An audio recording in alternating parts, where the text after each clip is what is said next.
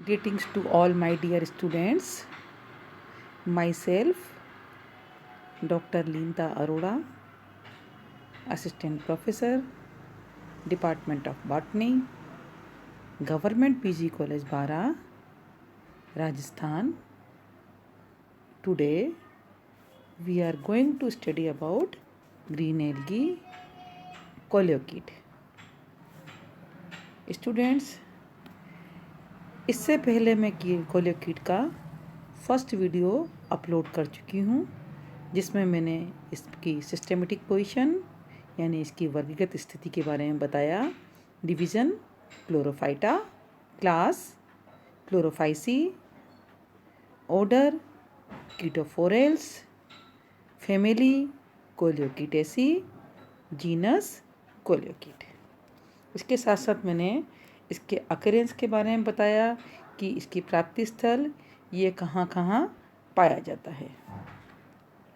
इसके साथ साथ मैंने फर्स्ट वीडियो में इसकी प्लांट बॉडी के स्ट्रक्चर के बारे में भी आपको डिटेल में समझाया। सेल स्ट्रक्चर के बारे में भी आपको डिटेल में समझाया। इसमें जनन दो प्रकार से होता है, asexual reproduction and sexual reproduction.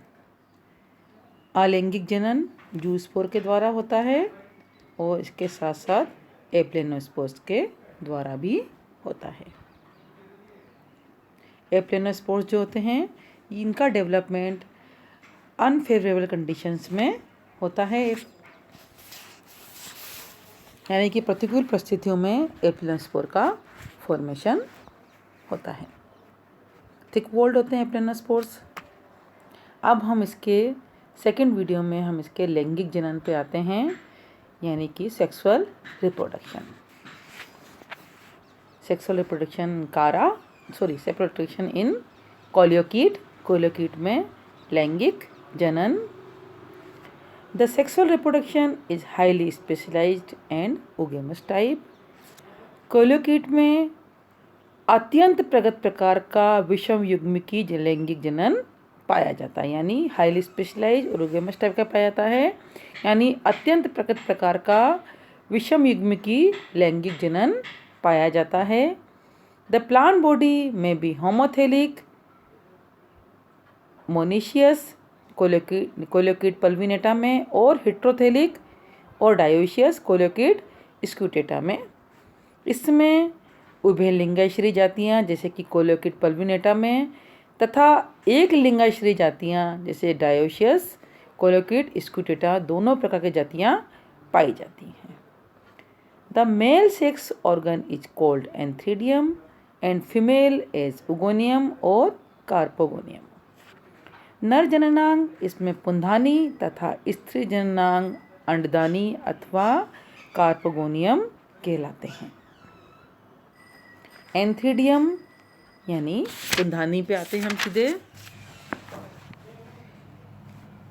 In well developed heterotrichous form like coleochaete pulvinata, the antheridia are borne in groups as the apex of erect branches. Coleochaete pulvinata आदि उभयलिंगाश्रयी जातियों में पुंधानी उदर शाखाओं के शीर्षों पर समूह में उत्पन्न होती है।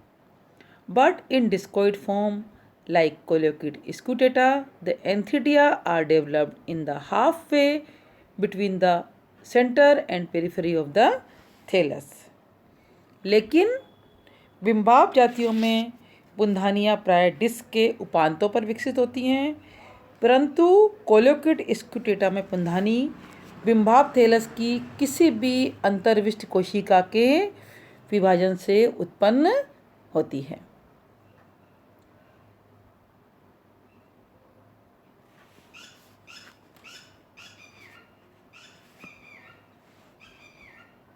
The antheridium develops as a colonial outgrowth of apical cell of the erect system, which is cut off from the mother cell by wall. प्रत्येक पुंधानी पार्श्व शाखाओं की शीर्षस्थ कोशिका पर एक रंगहीन शंकुरूपी आउटग्रोथ उदर के रूप में विकसित होती है। कुछ समय पश्चात प्रत्येक उदर के आधार पर एक पट का निर्माण हो जाता है, जिसके फलस्वरूप इसका मात्र कोशिका से संबंध विच्छेदित हो जाता है। एंथीडिया में form on same filament bearing oogonia in homothallic species. Each Anthidium produce single colorless unicellular uninucleate biflagellate anthrozoids. They are liberated by breaking the apical side of the anthidial wall.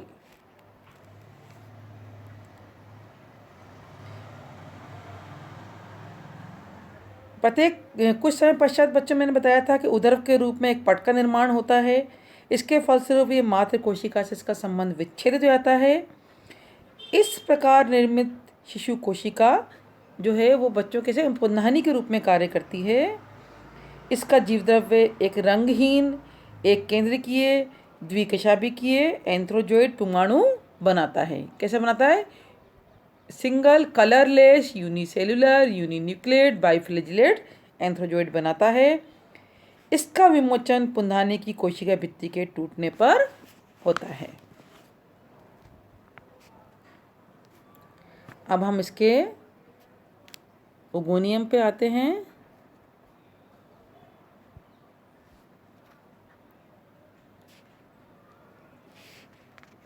The oogonium develop at the apex of erect branch.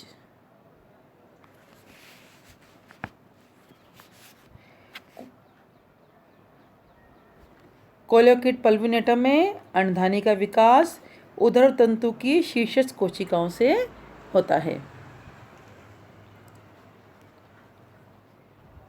परंतु कुछ समय पश्चात इसके नीचे स्थित कोशिका से अन्य शाखाओं के बन जाने से अंडधानी पाशारू प्रतीत होती है, लेटरल दिखाई देने लगती है। The oogonium develops at the apex of erect branch due to further growth of the lower cell. The oogonium becomes lateral in position. अंडधानी का विकास उदर तंतुओं की शीर्षस्थ कोशिकाओं से होता है, परंतु कुछ समय पश्चात इससे नीचे स्थित कोशिका से अन्य शाखाओं के बन जाने से अंडधानी पाशारू प्रतीत होने लगती है, लेटरल दिखाई देने लगती है। The oogonium is a flask shape structure with an elongated colourless receptive trichogyne. प्रत्येक अंडधानी एक फ्लास्क सदृश संरचना है। इसके नीचे फूले हुए भाग में एक सुस्पष्ट केंद्रक और एक या अधिक क्लोरोप्लास्ट पाए जाते हैं तथा ऊपरी संकीर्ण भाग, जिसे ट्राइकोगाइन कहते हैं, में रंगहीन कोशिका द्रव्य पाया जाता है।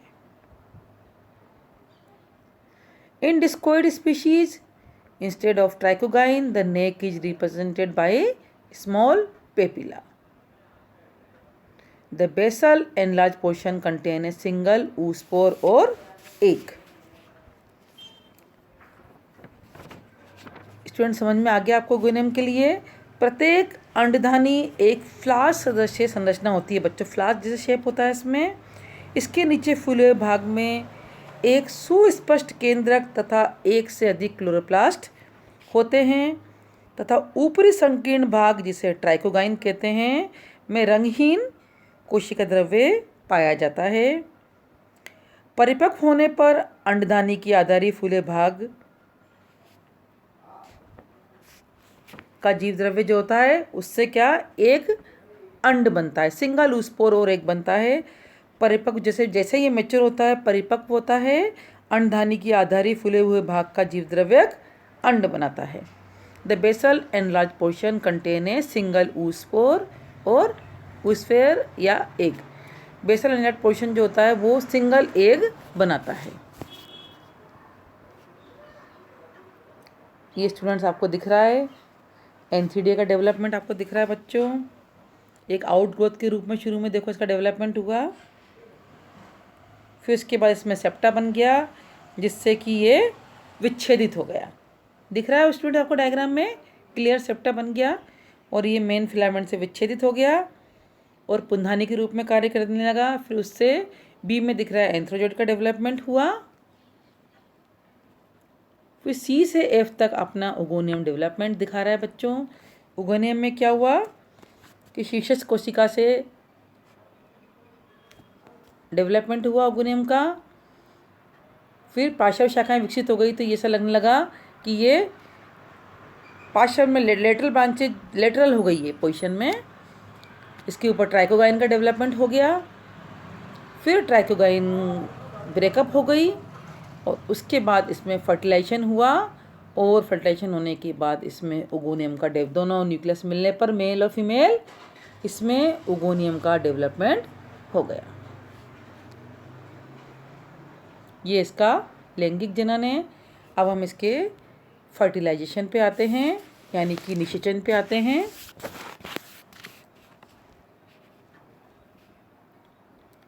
Before fertilisation the apex of trichogyne break down, some colorless cytoplasm is exudated out of which attract the anthrozoids. निषेचन से पूर्व ट्राइकोगाइन का शीर्षस्थ भाग टूट जाता है। स्टूडेंट्स, क्या ट्राइकोगाइन जो है उसका आपने डायग्राम में यहाँ पे देखा कि इसका शीर्षस्थ भाग जो है यहाँ पे ब्रोकन टिप दिख रहा है आपको, टूट जाता है। ये शीर्षस्थ भाग इसका टूट जाता है और इसमें से रंगहीन कोशिका द्रव्य की 1-2 बूंदें निकलती हैं जो कि एंथ्रोजोइड्स को अट्रैक्ट करती हैं। इस अवस्था में अंडधानी निषेचन के लिए तैयार होती है। Although many antherozoids get engage in the exudate cytoplasm, but only one enters into oogonium and reaches to the egg through broken trichogyne. यद्यपि अनेक विमुक्त पुंमणु अंडधानी की ओर आकर्षित होते हैं, परंतु केवल एक पुंमणु अंडधानी में प्रवेश करता है। Initially the nucleus of antherozoids is smaller in size than egg and after attaining equal size of the egg and after attaining equal size to the egg fertilization take place resulting in the formation of zygote और oospore। पुंमणु व अंड के केंद्रकों का संलयन जो होता है students तुरंत नहीं होता है, अपितु दोनों केंद्रक अंडधानी में मुक्त पड़े रहते हैं। नर केंद्रक अंड केंद्रक की तुलना में छोटा होता है। नर केंद्रक के अमाप में धीरे धीरे वृद्धि होती है।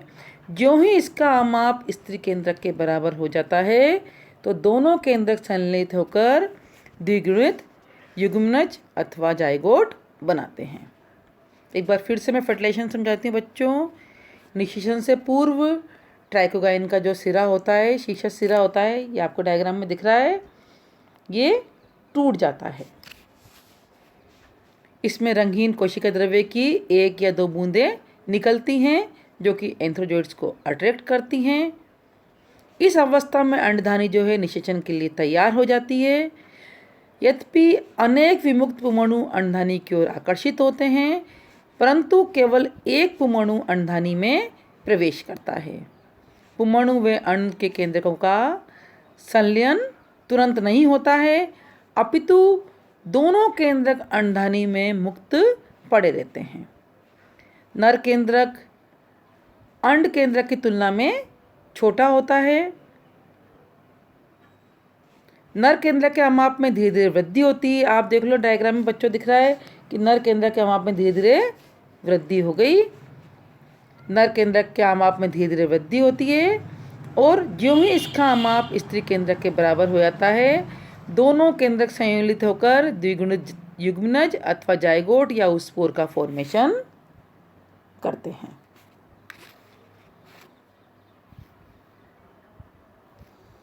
अब इसके बाद इसमें पोस्ट फर्टिलाइजेशन चेंजेस आते हैं।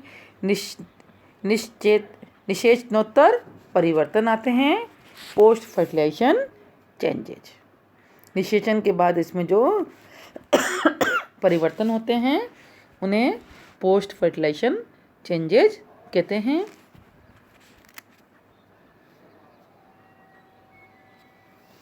After fertilization, a septum is laid down,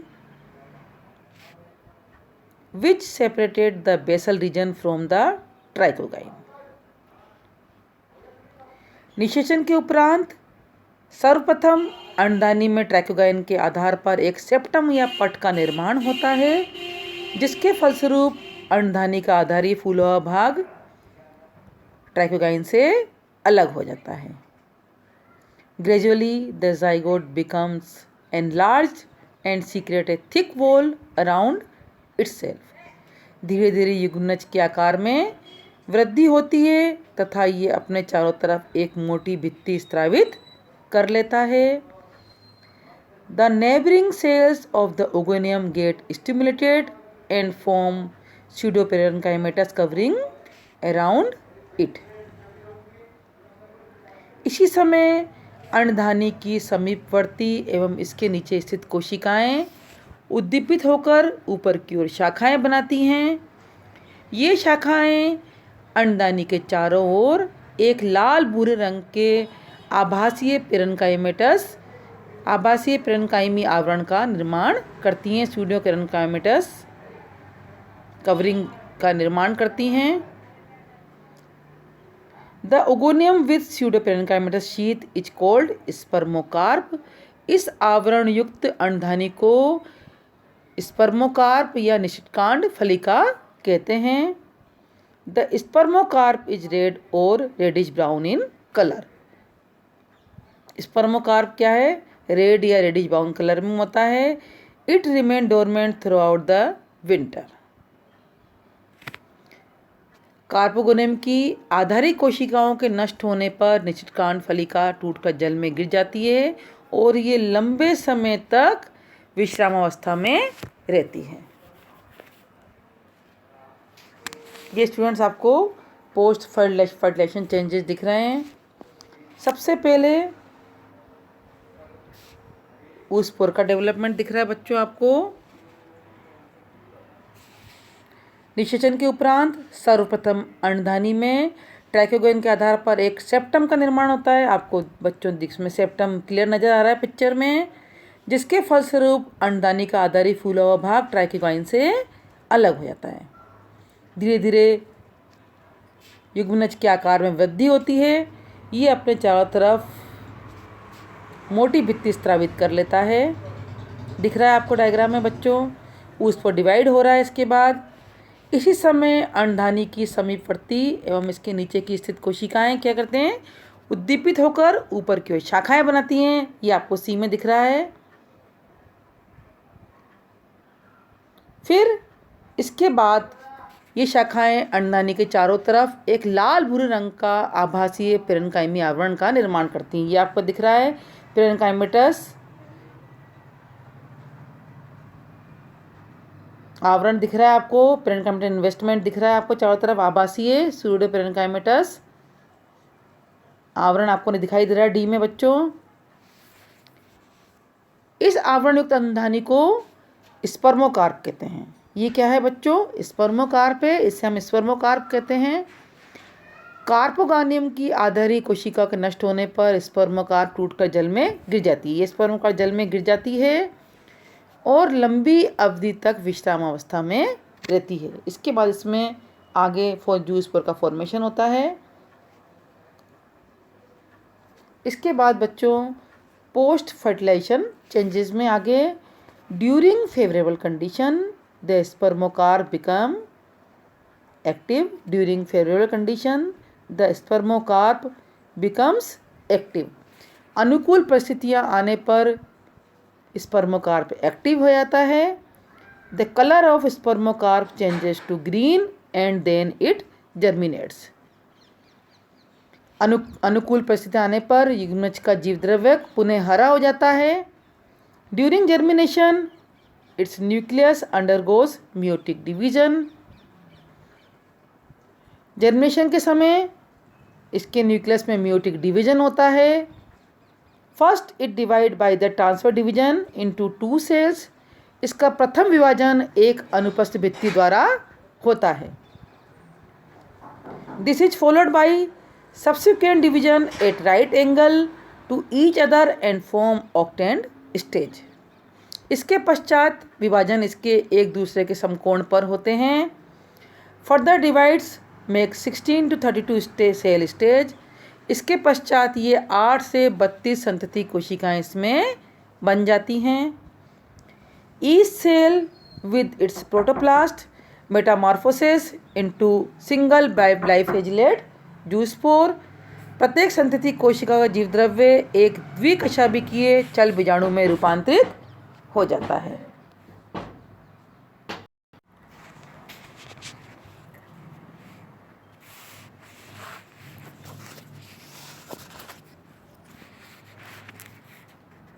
इसके पश्चात विभाजन एक दूसरे के समकोण पर होते हैं। इसके फलस्वरूप 8 से 32 संतति कोशिकाएं बन जाती हैं। Further division makes 16 to 32 cell stage. Each cell with its protoplast Metamorphosis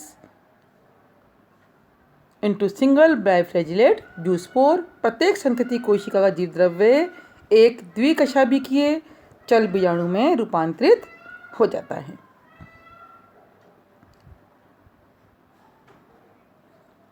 the zoospore are liberated by breaking the zygote wall and sheath into 2 halves। चल बीजाणु का विमोचन निषिद्धांड फलिका की भित्ति के फटने पर होता है। After liberation the zoospore swim freely for some time. मुक्त चल बीजाणु कुछ समय तक गतिशील रहते हैं। Later on they germinate and form new haploid plant body of coleochaete. उसके बाद ये स्थिर हो जाते हैं। प्रत्येक चल बीजाणु अंकुरित होकर एक नया थैलस बनाते हैं। तो ये इसके पोस्ट फर्टिलाइजेशन चेंजेज हैं बच्चों। एक बार मैं फिर बताती हूँ। अनुकूल परिस्थितियाँ आने पर युग्मनज का जीव द्रव्य जो होता है वो हरा हो जाता है। इसमें प्रथम विभाजन एक अनुप्रस्थ भित्ति द्वारा होता है। इसके पश्चात विभाजन एक दूसरे के समकोण पर होते हैं, जिसके फलस्वरूप 8 से 32 संतति कोशिकाएं बन जाती हैं। प्रत्येक संतति कोशिका का जीव द्रव्य एक द्विकशाभिकीय चल बीजाणु में रूपांतरित हो जाता है। ये आपको इस डायग्राम में दिख रहा है। संभवतः युग्मनज का प्रथम विभाजन अर्धसूत्री होता है, अतः प्रत्येक चल बीजाणु जो होता है वो अगुणित होता है। चल बीजाणु का विमोचन स्पर्मोकार्प फलिका की जो निषिद्धांड फलिका जो होती है स्पर्मोकार्प होती है, इसकी भित्ति के फटने से होता है। स्पर्मोकार्प की भित्ति फट जाती है और इसका विमोचन हो जाता है। मुक्त चल बीजाणु कुछ समय तक गतिशील रहते हैं, मोटाइल रहते हैं। इसके पश्चात ये स्थिर हो जाते हैं, इसके फ्लैजिला गायब हो जाते हैं। प्रत्येक चल बीजाणु जो होता है वो अंकुरित होकर एक अगुणित थैलस बनाते हैं, कोलियोकीट का एक प्लांट का डेवलपमेंट करते हैं। तो बच्चों ये तो हो गए इसके पोस्ट फर्टिलाइजेशन चेंजेस। इसके बारे में और आगे में अल्टरनेशन जनरेशन, एफिनिटी ऑफ कोलियोकीट, इसकी लाइफ साइकिल के बारे में बच्चों में आपको नेक्स्ट वीडियो में समझाऊंगी बच्चों। आशा है आपको कोलियोकीट का सेकंड वीडियो पसंद आएगा। थैंक यू सो मच बच्चों। Have a nice day.